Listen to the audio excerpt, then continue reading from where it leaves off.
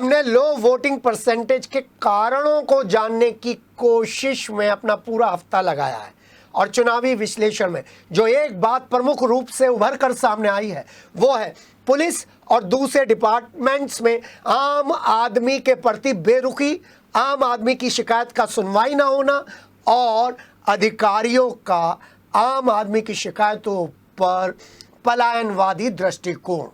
गुरुवार को हमने गंगानगर के एसओ कुलदीप की कार्यप्रणाली आपको दिखाई थी कि किस तरीके से एक गैंग लगातार वहां सक्रिय है। तो आज एसओ मुंडाली और मुंडाली थाने के पुलिस कर्मियों पर वहीं के लोग सवाल उठा रहे हैं, तो हम इस संडे स्पेशल में इसको शामिल कर रहे हैं। एसएसपी रोहित सिंह सजवाण जब आए थे तो एक बड़ी उम्मीद जागी थी। उन्होंने साफ तौर पर दिशा निर्देश दिए थे कि सभी थानाध्यक्ष अपने थानों पर ही समस्याओं का समाधान करें, निस्तारण करें, लेकिन उस दिशा निर्देश का क्या हुआ वो किसी को नहीं मालूम। अलबत्ता वो एक कार्यप्रणाली थानों की चुनाव में लो वोटिंग परसेंटेज का कारण बनती हुई नजर आ रही है।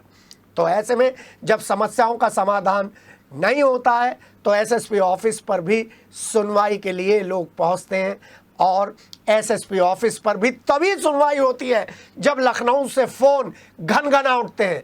एसएसपी ऑफिस में और बड़े अधिकारी भी तभी कोई एक्शन लेते हैं जब लखनऊ से फोन आता है।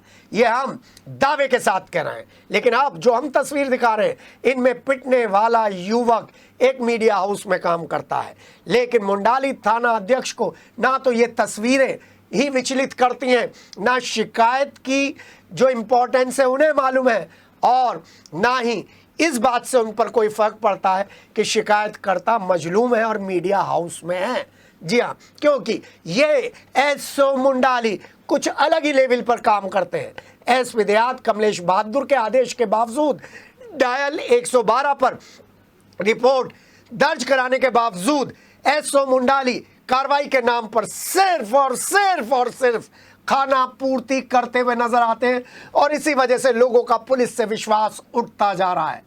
वैसे तो ये पारिवारिक महाभारत है, लेकिन इस पारिवारिक महाभारत में माँ बेटा बुरी तरह से पीटे जाते हैं उन 4 लोगों के द्वारा जो भाई भी हैं, जो बेटे में हैं, और थाने में इन्हें डांटा भी जाता है। खाना पूर्ति के नाम पर थाना अध्यक्ष पीटने वाली पार्टी को कुछ देर के लिए थाने में बिठा देते हैं और फिर छोड़ देते हैं। शायद उन्हें भी लखनऊ से फोन आने का इंतजार है। छूटते ही आरोपी पक्ष फिर घर पर पहुंचकर मां बेटे के ऊपर हमला बोल देता है और मां बेटे किसी तरीके से जान बचाकर एसएसपी ऑफिस पहुंच जाते हैं। पुलिस के काम करने का तरीका विश्वास दिला चुका है कि आम आदमी की कहीं पर भी सुनवाई नहीं है, इसलिए वो वोट डालने भी नहीं जाता। देखिए एसएसपी ऑफिस में पहुंची मां की गुहार और घायल बेटे की तस्वीरें। और सुबह रात मारने की इन्होंने प्लान बना लिया। बहू बेटों ने पहले तो मारी बेटों ने, चारों ने, फिर जंगल में मारे हम माँ बेटा दोनों। दिन में 11 बजे के करीब दिन के हमला किया हम पे, कसले वसले चला गया। तीसरी बार हमला इन्होंने बोल दिया आप क्या मेरे पे, और मेरा बेटा चला जाता, कोई चला जाता है ड्यूटी को।